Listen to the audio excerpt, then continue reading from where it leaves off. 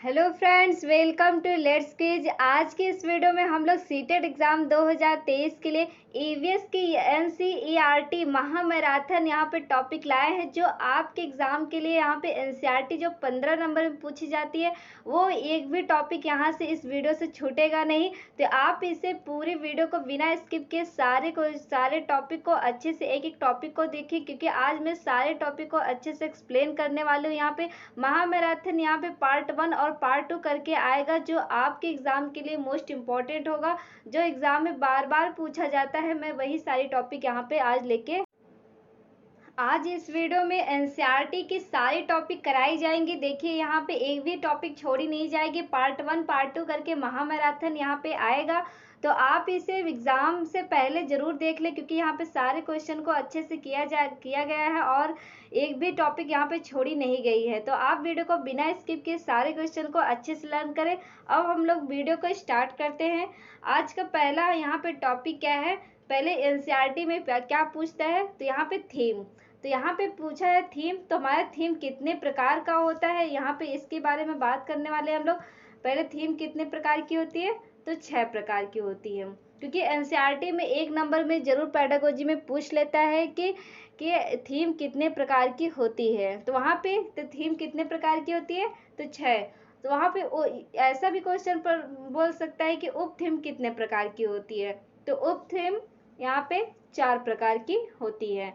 अब हम इसके बारे में जानेंगे कि थीम यहाँ पे देखिए थीम 6 प्रकार के, और 6 प्रकार के बारे में देखेंगे। यहाँ पे पहला क्या आता है, परिवार एवं मित्र। फिर दूसरे टॉपिक पे क्या आता है, तो भोजन। तीसरे टॉपिक पे क्या आता है, आवास। और फिर इसके बाद जल, फिर यात्रा। देखिए, कभी कभी क्या रहता है, एग्जाम में ऐसा पूछ लेता है कि 4 ऑप्शन यही 6 दिया रहेगा, लेकिन घुमा फिरा के बोलेगा और सीरियल लाइन में ऐसा लाइन से बोलेगा कि इसको सही डायरेक्शन में लगा के बताओ। तो इसका ये ऐसा आंसर क्वेश्चन पूछ लेता है एनसीईआरटी में। तो इसका पहले हुआ कि इंसान को परिवार एवं मित्र से फिर भोजन से आवास, फिर इसके बाद आवास से जल, फिर जल के लिए फिर यात्रा, और फिर यात्रा के लिए फिर क्या चाहिए लास्ट में, वस्तुओं करने के लिए और सीखने के लिए। जब हम यात्रा करते हैं तो उसके बारे में कुछ सीखते हैं। तो यहाँ इस 6 पॉइंट पे लिखा गया हम। अब हम चलते हैं यहाँ पे उप थीम के बारे में। तो उप थीम क्या क्या है, तो यहाँ पे उप थीम 4 प्रकार के होते हैं।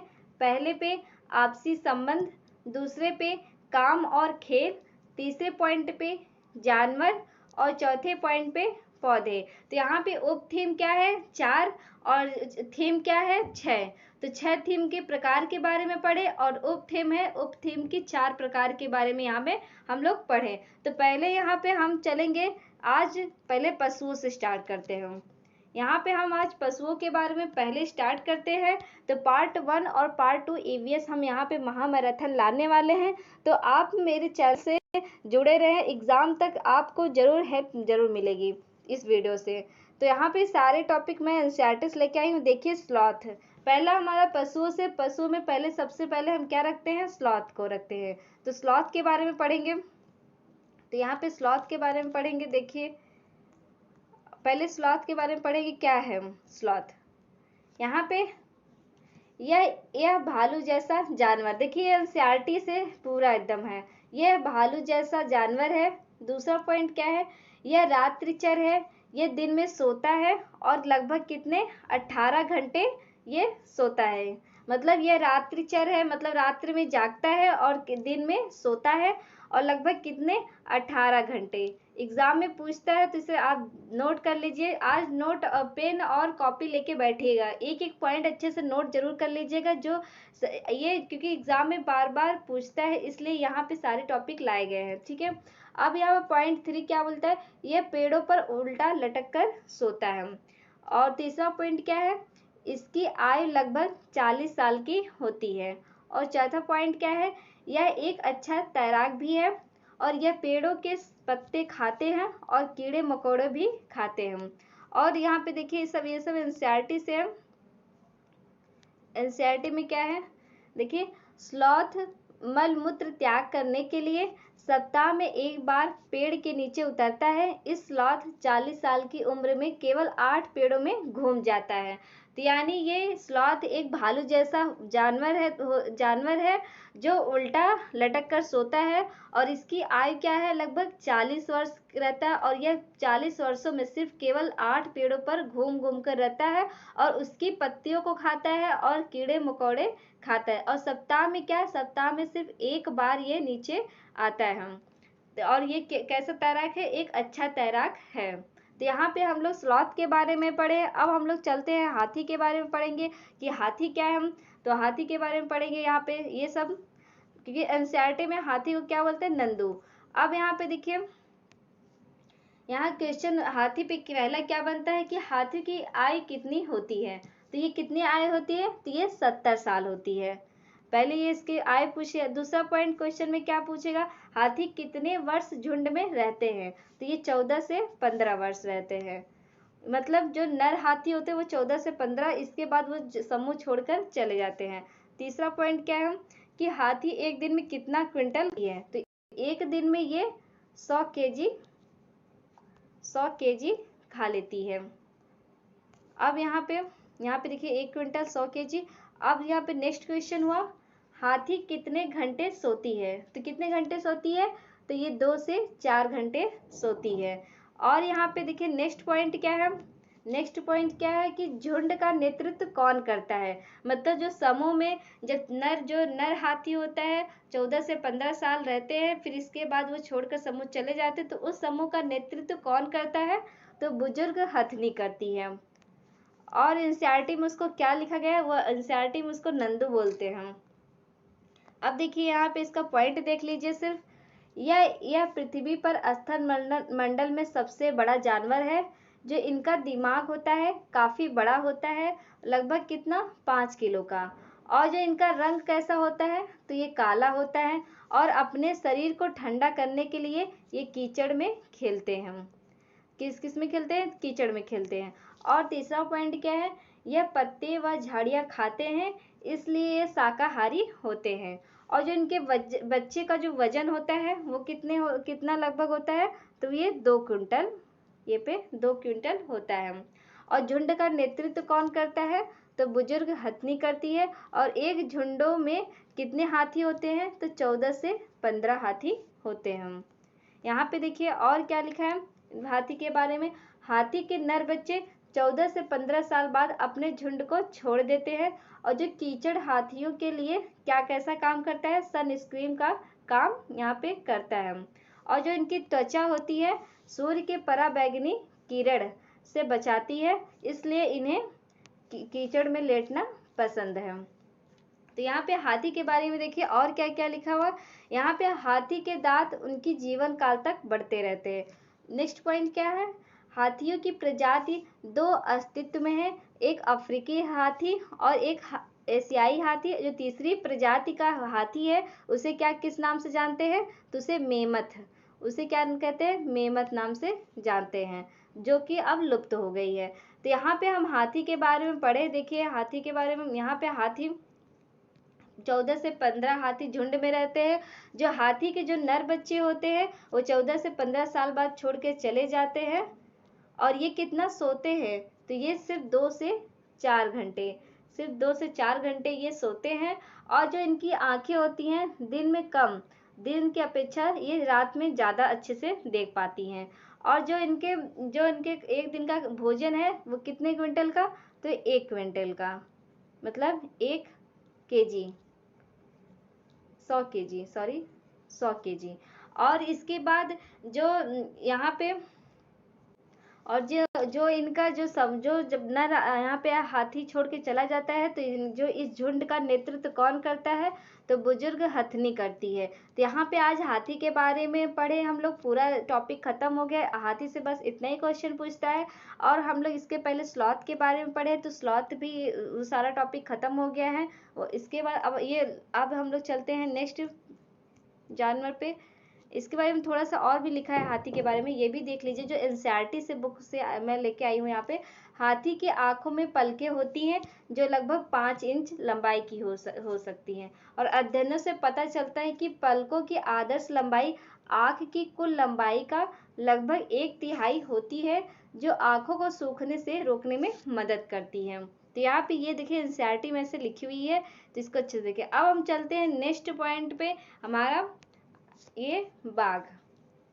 अब हम देखते हैं बाघ के बारे में एनसीईआरटी में क्या क्या आपके एग्जाम में क्या क्या बार बार से पूछा है, तो इसके बारे में हम लोग फिर यहाँ बाघ के बारे में पढ़ेंगे। अब देखिए बाघ क्या है, तो यहाँ पे पूछा है बाघ के बारे में, तो बाघ का पहला क्वेश्चन क्या बनता है, प्रोजेक्ट टाइगर बाघ बचाओ परियोजना। यहाँ पे पूछा है प्रोजेक्ट टाइगर बाघ बचाओ परियोजना कब हुआ था, 7 अप्रैल 1973 में। दूसरा क्वेश्चन हमारा नेक्स्ट क्वेश्चन हुआ, बाघ कहाँ का राष्ट्रीय पशु है, तो कहाँ का राष्ट्रीय पशु है, तो ये बांग्लादेश के। तो यहाँ पे अब हमारा नेक्स्ट क्वेश्चन हुआ कि बाघ का वैज्ञानिक नाम क्या है, तो यहाँ पे बाघ का वैज्ञानिक नाम क्या है, तो ये पेंथेरा टिग्रिस। अब हम चलते हैं, हमारा नेक्स्ट क्वेश्चन हुआ बाघ के बारे में, ऐसा कौन सा जानवर जो अपना कान चारों ओर घुमाकर बारीकी से बारीकी आवाज सुन सकता है, तो ये कैसा जानवर है, तो बाघ। ऐसे क्वेश्चन यहाँ पे कैसे क्वेश्चन आपके एग्जाम में आता है, इसलिए मैं ऐसे क्वेश्चन लेके आई हूँ जिससे आपको अच्छे से समझ में आ जाए।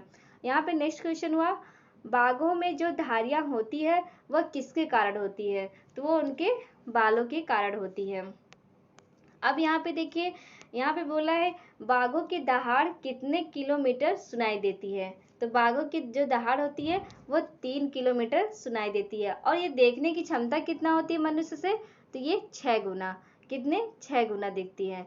क्योंकि आप एक ट्रिक बताते हैं कि इनकी 4 टांगें होती हैं और प्लस 2 आंखें होती हैं, तो 2 और 4 मिला के 6 हुआ, और 6 गुना ये क्या करती है, देखती हैं। मनुष्य की अपेक्षा ये 6 गुना देखती हैं, और जो बाघों की दहाड़ होती है वो 3 किलोमीटर सुनाई देती है। अब हम नेक्स्ट क्वेश्चन पे आते हैं। नेक्स्ट क्वेश्चन हुआ इसके बारे में, बाघ एक दिन में कितना सोता है, क्योंकि ये भी क्वेश्चन में पूछता है, तो कितने सोता है, तो ये 18 घंटे। स्लॉथ भी 18 घंटे सोता है, और बाघ भी 18 घंटा सोता है, और हाथी 2 से 4 घंटे सोती हैं। अब हम नेक्स्ट क्वेश्चन पे देखते हैं, यहाँ पे बाघ के बारे में, एक बाघिन का गर्भकाल कितने महीने का होता है, तो कितने महीने का होता है, तो 3 से 3.5 महीने का होता है। और दूसरा पॉइंट क्या है, एक बार में 3 से 4 बच्चे पैदा होते हैं। और दूसरा पॉइंट क्या है, तीसरा पॉइंट, बाघ एक अच्छे तैराक होते हैं। तो हम लोग बाघ के बारे में देखिए यहाँ पे क्या क्या पढ़े हम, और यहाँ पे देखिए नेक्स्ट पॉइंट क्या है कि बाघ को रात में किस रंग का दिखाई देता है, तो यहाँ बाघ को किस रंग का दिखाई देता है, जानवर को किस रंग का दिखाई देता है, तो काला और सफेद। और जो बाघ का पंजा होता है वो यहाँ पे 4 इंच का होता है, कितना, 4 इंच का। और यहाँ पे 4 इंच का होता है। और बाघ को अपनी जो यहाँ पे बाघ का जो अपना मतलब खेलना जो पसंद है, किसमें, तो पानी में इनको खेलना बहुत पसंद है, किसमें, पानी को खेलना में पसंद है।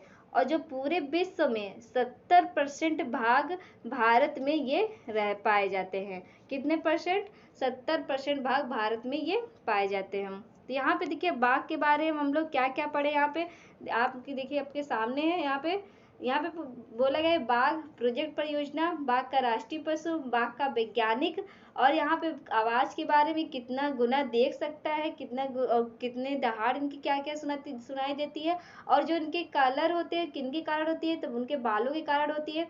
ये सब हम लोग बाघ के बारे में यहाँ पे पड़े। और ये जो बाघ होते, जो इनकी मूछे, ये अगर जरा सा भी हवा या पत्ते हिलते तो ये तुरंत समझ जाते हैं कि ये किसके कारण हुआ है। तो ये अगर ये कुछ जानवर वहां उनके साइड से होके गुजर जाते तो उनकी जो मूछे होती हैं वो ऐसे कंपन करने लगती है, तो उनको मतलब उसकी इससे इतनी हवा से उनकी मूछे कंपन, इतनी पतली बारीकी होती है कि उसकी वो जो मूछ होती है वो हिलने लगती है। इससे उनको पता चल जाता है वो ये जीव है या हवा जीव, मतलब या कोई जानवर है जा रहा है, या वो अपने शिकार को इसी तरीके से वो पहचान लेते हैं हम। ठीक है, अब हम चलते हैं अपने नेक्स्ट जानवर पे, सांप के बारे में।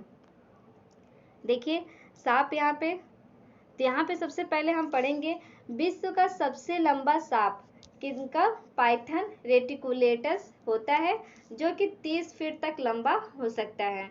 और दूसरा पॉइंट क्या है, दुनिया में सांपों की 3000 से ज्यादा प्रजाति पाई जाती है, जिसमें से लगभग कितना, लगभग 20% प्रजातियां ही जहरीली होती हैं। मतलब 3000 से ज़्यादा प्रजातियां पाई जाती हैं और 20% ही भाग जो प्रजातियां होती हैं वो जहरीली होती हैं। अब इनके बारे में और क्या है, इनके बारे में ये है कि देखिए एनसीईआरटी में लिखा है, देखिए एनसीईआरटी में लिखा है कि सांप कैसा जानवर है, तो ये रेंग कर चलते हैं। दूसरा पॉइंट क्या है, इनके दांत होते हैं परंतु ये भोजन को पूरा निगल जाते हैं। और जो इनके कान होते हैं वो नहीं होते हैं। और क्या बोल रहा है, ये जमीन पर हुए कंपन को महसूस करते हैं। देखिए सब सारे एनसीईआरटी में लिखी हुई है। देखिए एक लाइन में यहाँ पे लेके आई हूँ कि ये जमीन पर हुए कंपन को महसूस करते हैं, क्योंकि उनके पास पैर नहीं होता तो वो रेंग कर चलते हैं। और इनके दांत तो होते हैं लेकिन वो जो जानवर खाते हैं वो निगल जाते हैं, सीधा डायरेक्ट वो निगल जाते हैं। और ये क्या होते हैं, ये मांसाहारी होते हैं। और जो इनकी जो 2 खोखले दांतों का जो प्रयोग होता है वो जहर निकालने के लिए होता है। इनके काटने की जो दवाई होती है इनकी जो जहर से ही, मतलब जो इनकी जो ये काटते हैं इनकी जहर से ही दवाई बनती है। क्या, इनकी जहर से ही इनकी दवा बनती है। तो यहाँ पे देखिए कौन सी दवा बनती है, यहाँ पे ये भी लिखा है। देखिए यहाँ पे देखिए एनसीईआरटी की बुक है, वहाँ से मैं इसको लेके आई हूँ। देखिए क्या क्या है, क्या तुम जानते हो हमारे देश में पाए जाने वाले सांपों में केवल 4 तरह के सांप ही जहरीले होते हैं, जो नाग, करैत, दुबैया, अफाई। अगर आपसे पूछ लिया जाएगा भारत में यहाँ पे जो सांप पाए जाते हैं तो कितने प्रकार के सांप जो जहरीले सांप पाए जाते हैं, तो वो 4 प्रकार के। तो कौन कौन से, नाग, करैत, दुबैया और अफाई। तो जब सांप जब किसी को काटता है तो उसके दो खोखले जहर वाले दांतों से उस व्यक्ति के शरीर से जहर चला जाता है। तो इस जहर से बचने के लिए एक ही उपाय है, जिस व्यक्ति को सांप ने काटा उसे तुरंत जहर के असर को खत्म करने वाली दवाई सीरम दी जाती है। तो सीरम किससे बनती है, तो इन्हीं के जहर से बनती है। तो यह सीरम सांप के जहर से ही बनाया जाता है और सभी सरकारी स्वास्थ्य केंद्रों में मिलता है। तो देखिए ये सब एनसीईआरटी में इस तरीके से ये सब पूरा बना हुआ है और ये एनसीईआरटी के बुक से मैंने ये लिखी जिससे आपको अच्छे से समझ में आ जाए। एक भी पॉइंट यहाँ पे छूटना नहीं चाहिए आज की इस वीडियो में, ताकि आपका ईवीएस अच्छे से मजबूत, एनसीईआरटी आपकी 15 नंबर अच्छे से मजबूत हो जाए। ठीक है, अब यहाँ पे देखिए यहाँ पे और भी क्या लिखा है, नाग गुम्फन। तो देखिए नाग गुम्फन ये ऐसे डिजाइन रंगोली, कढ़ाई और दीवारों को सजाने के लिए सौराष्ट्र, गुजरात और दक्षिण भारत में प्रयोग किया जाता है। तो नाग गुम्फन का प्रयोग जो डिजाइन होती है, रंगोली होती है, वह कहाँ कहाँ प्रयोग की जाती है, तो वो महाराष्ट्र में, गुजरात में और दक्षिण भारत में प्रयोग किया जाता है। तो इसे आप ध्यान रखिएगा। ठीक है, तो हम लोग सांप के बारे में देखिए यहाँ पे क्या क्या पढ़े, सांप के बारे में ये सांप रेंग कर चलते हैं, इनके दांत जो होते हैं वो खोखले होते हैं, जो इनके जो 2 दांत सामने से होती है इनकी वो दांतें कैसी होती है, खोखली होती है। और इनके जहर से ही दवा बनती है और दवा का क्या नाम है, सीरम। तो ये सांप का टॉपिक ये भी खत्म हो गया। अब आपको सांप के बारे में और ज़्यादा कुछ पढ़ना नहीं है। अब हम चलते हैं यहाँ पे केचुए के बारे में, यहाँ पे हम चलते हैं केचुए के बारे में। देखिए केचुए क्या है, केचुए के बारे में हम लोग चलते हैं यहाँ पे। तो यहाँ पे केचुए के बारे में चलते हैं। तो यहाँ पे केचुए क्या ये जीवन में किस तरीके से उपयोगी है, इसके बारे में हम लोग पढ़ते हैं। यहाँ पे देखिए जिसे किसानों का मित्र कहते हैं, किसको, केचुए को। और ये सरीसृप प्रजाति होता है। और तीसरा पॉइंट क्या है, ये मृदा खाता है जिससे मृदा पोली या भुरभुरा हो जाता है। ऐसी एनसीईआरटी में लिखी है पोली। तो आप इसे ध्यान से देखिएगा। ये जो जानवर, ये जो कीड़ा है, तो इसको क्या बोलते हैं, इसे किसानों का मित्र कहते हैं। अगर क्वेश्चन में पूछ लिया जाए किसानों का मित्र किसे कहते हैं, तो ये इसी को कहते हैं, क्या बोलते हैं, किसको, केचुए को। और ये कैसी प्रजाति है, यहाँ पे सरीसृप प्रजाति है। और ये मृदा खाता है और जिससे मृदा पोली भुरभुरा हो जाती है। और एक और किसानों का मित्र कहते हैं सांप को, क्योंकि ये भी बिल बनाता है और जिससे मिट्टियां उलट पलट हो जाती हैं।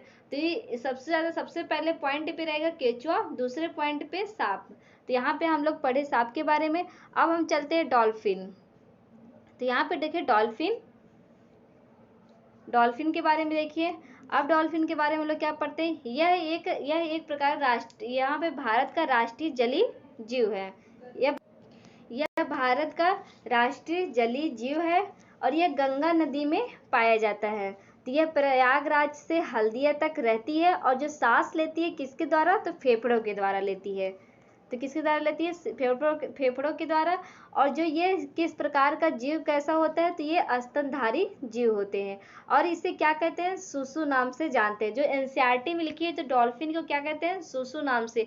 अगर पूछ लिया जाए एनसीईआरटी में हाथी को किस नाम से जानते हैं, तो नंदू नाम से जानते हैं।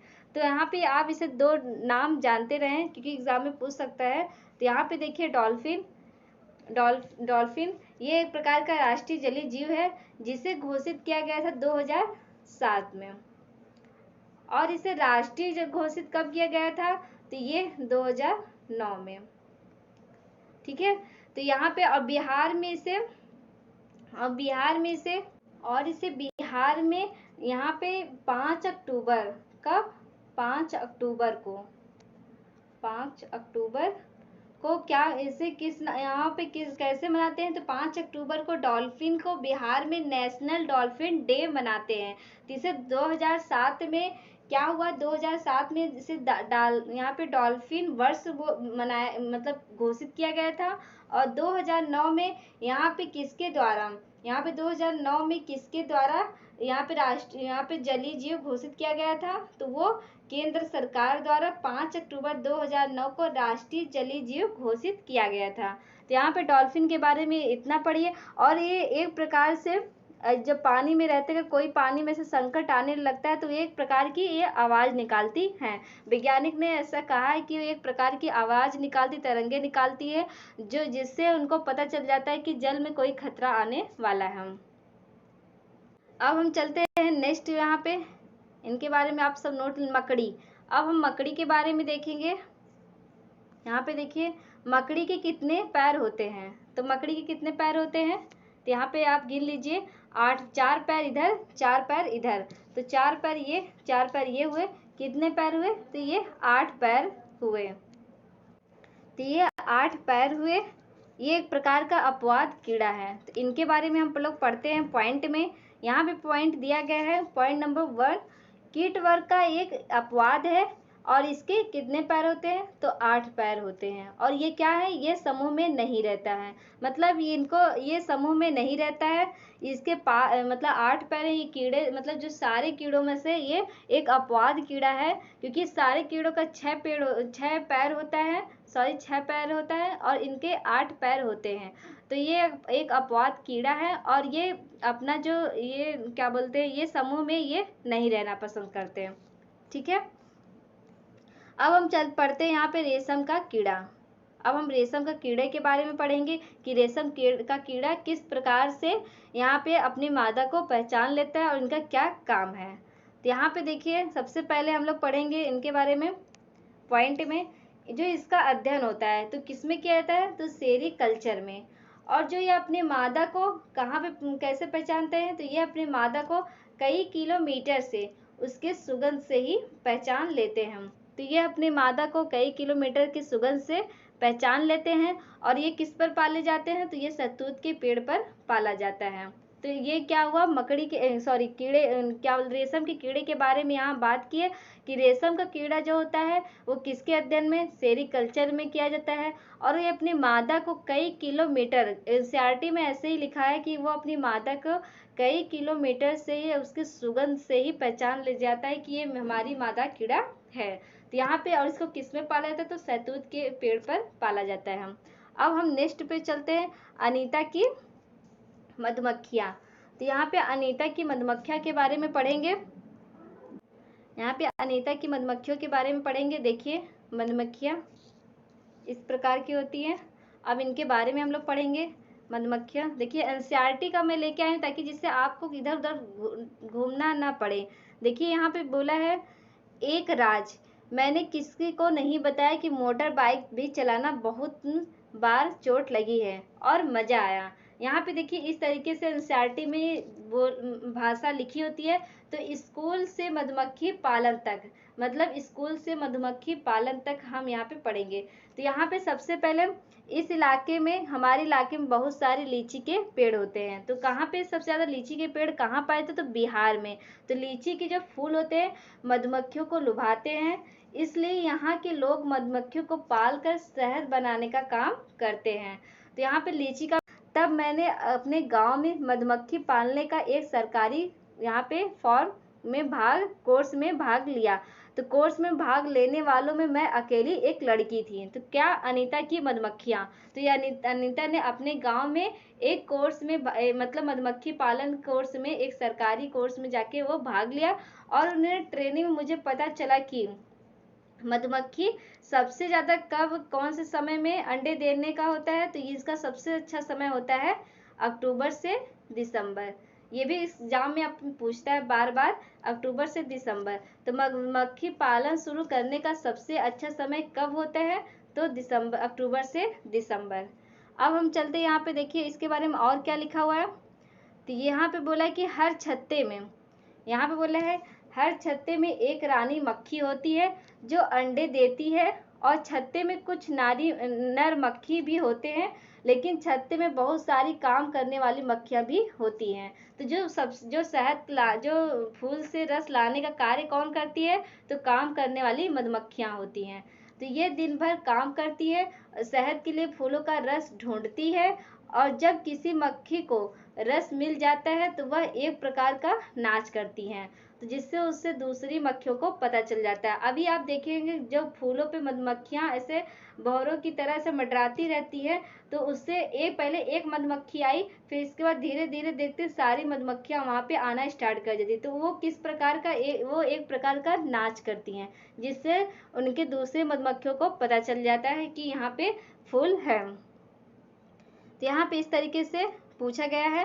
तो आप सारे एनसीईआरटी में अच्छे से देखिएगा। यहाँ पे सारे छत्तों में एक रानी होती है, और जो नर मधुमक्खी होती है वो भी होती है, और एक काम करने वाली भी यहाँ पे मधुमक्खियाँ पाई जाती है। तो यहाँ पे अब हम चींटी के बारे में पढ़ेंगे, मधुमक्खी के बारे में पढ़ लिया, मकड़ी के बारे में पढ़ लिया, और अब रेशम का कीड़े के बारे में पढ़ लिया। अब हम चींटी के, मधुमक्खियाँ भी समूह में रहना पसंद करती है, मतलब मकड़ी ही ऐसा कीड़ा है जो समूह में नहीं रहता है। बाकी रेशम का कीड़ा और ये मधुमक्खी और चींटी ये सब समूह में रहना पसंद करती हैं। देखिए इस प्रकार से। अब इनके बारे में एनसीईआरटी में क्या लिखा हुआ है, अब हम लोग इसके बारे में पढ़ते हैं। तो यहाँ पे बोला गया है कि यह कुछ ऐसा छोड़ती हैं, मतलब ये कुछ ऐसा छोड़ जाती हैं जिसे सूंघकर समूह की जो चींटियां होती हैं पहचान लेती हैं, और वो भी पीछे पीछे। देखिए यहाँ पे पीछे पीछे एक चींटी जा रही है, वो ऐसा कुछ ऐसा छोड़ जाती है जिससे वह सूंघकर सारी चींटियां पीछे पीछे जाती हैं। तो यहाँ पे ये समूह में रहती हैं। तो यहाँ पे क्वेश्चन बस इतना ही जानिए आप, इसके बारे में बस इतना ही आप क्वेश्चन में पूछता है बार बार एग्जाम में। अब हम पढ़ेंगे दीमक के बारे में। यहाँ पे देखिए दीमक के बारे में पढ़ेंगे। तो यहाँ पे दीमक क्या है, देखिए इस तरीके से। अब दीमक के बारे में पढ़े। अब यहाँ पे क्वेश्चन ये है कि यह भी समूह में रहती हैं। तो दीमक भी समूह में रहता है, चींटियां भी समूह में रहती हैं, मधुमक्खियां भी उसमें समूह में रहती हैं, और ततैया भी समूह में रहना पसंद करती है। तो क्वेश्चन में बार बार पूछा गया है कि कौन, 4 ऑप्शन दे दिया जाएगा, और उसमें से पूछ लिया जाएगा कि कौन समूह में नहीं रहता है। तो कौन नहीं रहता? मकड़ी नहीं रहती है। ठीक है। अब हम चलते हैं यहाँ पे गिद्ध और बाज और चील के बारे में पढ़ेंगे। देखिए गिद्ध और बाज चील के बारे में। तो यहाँ पे इनके बारे में सबसे पहले पढ़ेंगे। पहला पॉइंट क्या है कि चील, बाज, गिद्ध ये तीनों एक समान घोंसला बनाती हैं। दूसरा पॉइंट क्या है, जो इनका घोंसला सबसे बड़ा होता है, कितने फीट का? तो 4 फीट का। तो इनका घोंसला कितने फीट का होता है? तो 4 फीट का होता है। और जो अपने क्षेत्र में पेड़ के सबसे ऊंची डाल पर सुनसान जगह पर अपना घोंसला बनाती है। तो जो अपने क्षेत्र के जो बहुत सारे पेड़ रहते हैं, उस पेड़ में जो सबसे बड़ा पेड़ होता है उसके सबसे ऊंची डाल पर ये अपना घोंसला बनाती हैं। तो कौन? चील, बाज और गिद्ध। यहाँ पे दूसरा पॉइंट क्या है, यहाँ पे दूसरा पॉइंट ये है कि यह मनुष्य से 4 गुना देखती है। तो इनका भी ट्रिक देख लीजिए। इनकी 2 पैर होती है, मतलब 2 पैर और 2 आंखें, दोनों मिला के 4। तो ये 4 गुना, मतलब मनुष्य की अपेक्षा से ये 4 गुना देखती हैं। और जो बाघ हो गया, शेर हो गया, ये मनुष्य की अपेक्षा से 6 गुना देखती हैं। कितना गुना? तो 6 गुना देखती हैं। अब हम चलते चील, बाज, गिद्ध के बारे में हम लोग यहाँ पढ़ चुके हैं। अब हम चलते यहाँ पे पौधे के बारे में। तो पौधों के बारे में यहाँ पे पढ़ेंगे कि पौधे हमारे जीवन में क्या क्या उपयोगी है और किस तरीके से जो पौधे हैं वो एनसीईआरटी में कौन कौन से पौधे पूछी गई हैं। तो यहाँ पे पहले हम लोग खेजड़ी के बारे में पढ़ेंगे कि खेजड़ी का पौधा, खेजड़ी का पेड़ किस तरीके से हमारे जीवन में ये उपयोगी है। यहाँ पे देखिए इनका पॉइंट है। पहला पॉइंट है, खेजड़ी का पेड़ रेगिस्तान इलाके में पाया जाता है। तो खेजड़ी का पेड़ कहाँ पे? रेगिस्तान इलाके में पाया जाता है। जो इसकी छाल होती है, इसके छाल से दवा बनता है और इसके फूलों की सब्जियां बनती है। मतलब खेजड़ी का जो पेड़ होता है वो रेगिस्तान में पाया जाता है। कहाँ पे? राजस्थान में। और जो इसके जो छाल होती है उसकी दवा बनती है और उसके फूलों से जो उसकी फलियां होती है तो उससे सब्जियां बनती हैं। तीसरा पॉइंट क्या है? इसके छांव में बच्चे खेलते हैं। अब हम चलते हैं नेक्स्ट पे। नेक्स्ट ये किसका पेड़ है? तो ये रेगिस्तानी ओक। तो रेगिस्तानी ओक किस तरीके से है देखिए, इसको भी यहाँ पे दिया। पहला पॉइंट, रेगिस्तानी ओक ऑस्ट्रेलिया में पाया जाता है। दूसरा पॉइंट क्या है? यह 10 से 12 फीट ऊंचा होता है। तीसरा पॉइंट क्या है? इसकी जो जड़ें होती है 30 फीट नीचे होती हैं। और चौथा पॉइंट क्या है? इसके तने में जल संचित होता है। और यहाँ पे क्या है लिखा है कि जब वहाँ के जो लोग होते हैं उसके तनों में एक पाइप डालते हैं, जब वह अपनी तरफ खींचते हैं तो पानी उनके तरफ आ जाता है। देखिए इस तरीके से यहाँ पे, इसलिए मैं सारे चित्र को लेके आया जिससे आपको अच्छे से समझ में आ जाए। तो रेगिस्तानी ओक कहाँ पाया जाता है? यहाँ पे देखिए ये ऑस्ट्रेलिया में पाया जाता है। तो यानी खेजड़ी का जो पेड़ होता है वो राजस्थान में पाया जाता है, लेकिन जो रेगिस्तानी ओक होता है वो कहाँ पे? तो ऑस्ट्रेलिया में पाया जाता है। और जो इसकी ऊंचाई होती है वो 10 से 12 फीट होती है। जो इसकी जड़ें होती है वो 30 फीट नीचे होती हैं। और जो इसके जड़ जो तने होती है इसमें जल संचित होती है। ठीक है, जो वहाँ के लोग होते हैं इनके तनों में एक गड्ढा करते हैं, तो उससे जिससे उनके गड्ढे करने से उनके वहाँ उसमें ये यहाँ पे आता है जल। अब हम इसके बारे में पीपल के बारे में पढ़ेंगे। पीपल हमारे जीवन में क्या इसका उपयोग है, तो इसके पीपल के बारे में पढ़ेंगे। पहला पॉइंट क्या है? पहला पॉइंट यह है, यह एक विशाल पेड़ है। दूसरा पॉइंट क्या है? इसकी जो शाखाएं होती है दूर तक फैलती है। तीसरा पॉइंट क्या है? ये 24 घंटे हमें ऑक्सीजन देती है। तीसरा पॉइंट क्या है? जो इसके पत्ते होते हैं वो हमेशा हिलते रहते हैं। और चौथा पॉइंट क्या है? पांचवा पॉइंट, इसे हम बोधि वृक्ष नाम से जानते हैं। तो इसे किस नाम से जानते हैं? एनसीईआरटी में लिखा है जो पीपल का पेड़ होता है यह एक विशाल पेड़ होता है। और इसे किस नाम से जानते हैं? तो इसे हम बोधि नाम से जानते हैं। ये भी आप इसे ध्यान से देखिए, इसे हम बोधि नाम से जानते हैं। तो ये सब यहाँ पे है पीपल के बारे में। अब हम चलते हैं यहाँ पे बरगद। बरगद हमारे जीवन में क्या उपयोग है इसके बारे में हम पढ़ेंगे। यहाँ पे देखिए एक चीज और, हाँ ये अभी बस बरगद के बारे में पढ़ेंगे। तो बरगद क्या है? यह एक विशाल पेड़ है। कैसा पेड़ है? ये भी एक विशाल पेड़ है। दूसरा पॉइंट क्या है? जो इसकी शाखाएं होती हैं वो दूर तक फैलती हैं। जो इसकी शाखाएं हैं वो दूर तक फैलती हैं। और इसके बाद जो इसकी शाखाओं से जो जड़ें लटकते रहते हैं तो उसे क्या कहते हैं? उसे हम स्तंभ जड़ कहते हैं। जो उनकी शाखाओं से जो जड़ें लटकती रहती हैं, जो उनकी शाखाओं से जो उनकी जड़ें लटकती रहती हैं उसे किस तरीके से? स्तंभ जड़ कहते हैं। एग्जाम में पूछ लिया था कि जो शाखाओं से जड़ लटकती है उससे उनसे भोजन मिलती है, ऐसा पॉइंट में लिख दिएगा, लेकिन भोजन नहीं मिलता है। जो जड़ें लटकती है जो उनकी शाखाओं को एक सहारा प्रदान करती हैं। तो यहाँ पे देखिए पॉइंट में लिखा है स्तंभ जड़ों ये सहारा प्रदान करती है, मतलब पेड़ों को सहारा प्रदान करती हैं। तो इनका ये इसीलिए इनको स्तंभ जड़ कहते हैं। अब हम पढ़ेंगे यूकेलिप्टस के बारे में। यहाँ पे यूकेलिप्टस के बारे में पढ़ेंगे। देखिए ये किस तरीके का पेड़ है। यहाँ पे दिया है यह एक पारिस्थितिकी आतंकवाद वृक्ष है। कौन सा पेड़ है? यूकेलिप्टस कैसा पेड़ है? पारिस्थितिकी आतंकवाद वृक्ष है। यहाँ पे दूसरा पॉइंट क्या है, यह जल को अवशोषित कर दे लेती हैं।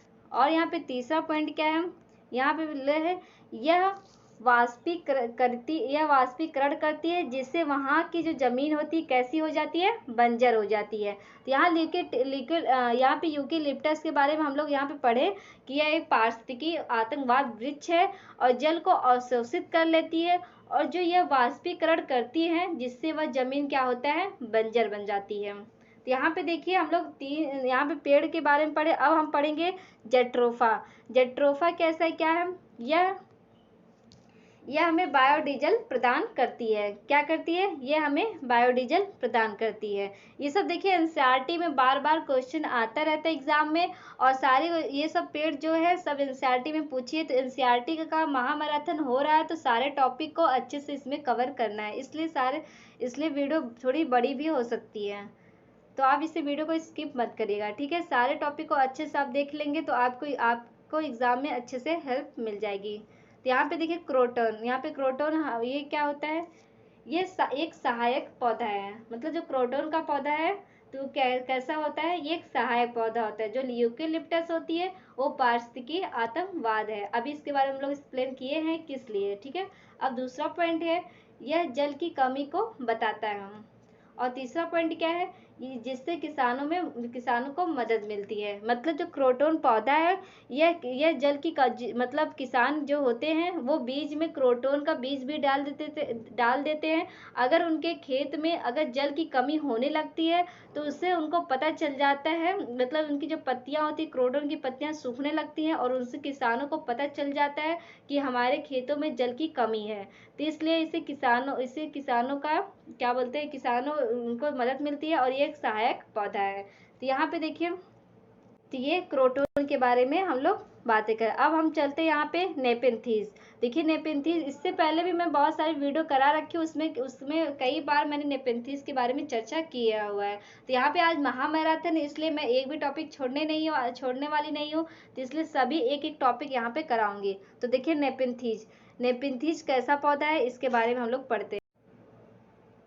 यहाँ पे देखिए नेपेंथीज, तो नेपेंथीज घटपर्णी पौधा है, कीटबच्ची पौधा है, पीचर प्लांट और मंकी कप। मतलब घटपर्णी पौधा को किस किस नाम से बुलाया जाता है, तो यहाँ पे देखिए नेपेंथीज घटपर्णी, कीट भच्छी पौधा, पीचर प्लांट और मंकी कप। यहाँ पे देखिए इस नाम से इन्हें बुलाया जाता है। तो एनसीईआरटी में अगर क्वेश्चन में अगर ये सब के मतलब नेपेंथीज ना पूछ के, घटपर्णी पौधा ना पूछ कर, तो ये सब भी पौधा पूछ सकता है। तो आप इसे कंफ्यूज मत होइएगा, इसे आप नोट कर लेंगे तो आपको याद हो जाएगा। यहाँ पे देखिए पहला पॉइंट क्या है, यह एक कीट भक्षी पौधा है जो कि खाने वाला, मतलब कीड़े मकोड़ों को खाने वाला पौधा है। दूसरा पॉइंट क्या है, ये कीड़े मकोड़े के अलावा और क्या खाते हैं, मेढक, चूहा एवं छोटे जीव को भी ये खा जाते हैं। तो ये देखिए कीड़े मकोड़े तो खाते हैं, लेकिन ये मेढकों और चूहों को भी खा जाते हैं।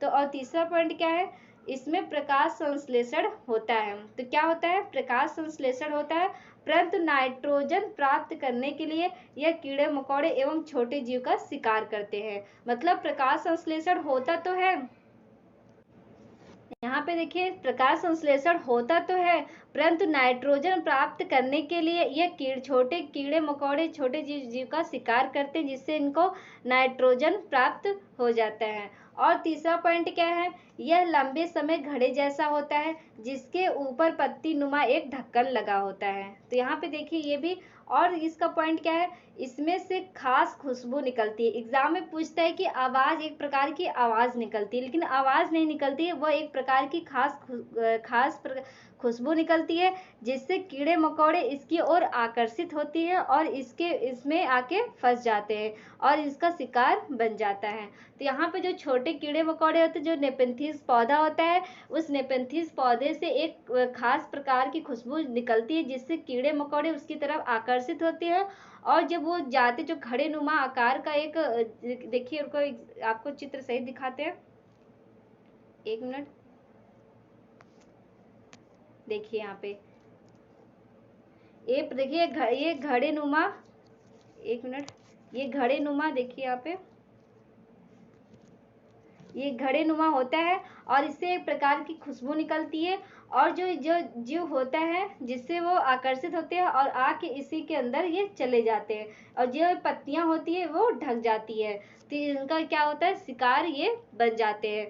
तो इस प्रकार से ये घटपड़ी पौधा होता है। तो यहाँ पे हम कुछ पेड़ के बारे में पढ़े, कुछ जानवर के बारे में पढ़े यहाँ पे, और थीम उप थीम के बारे में पढ़े यहाँ पे।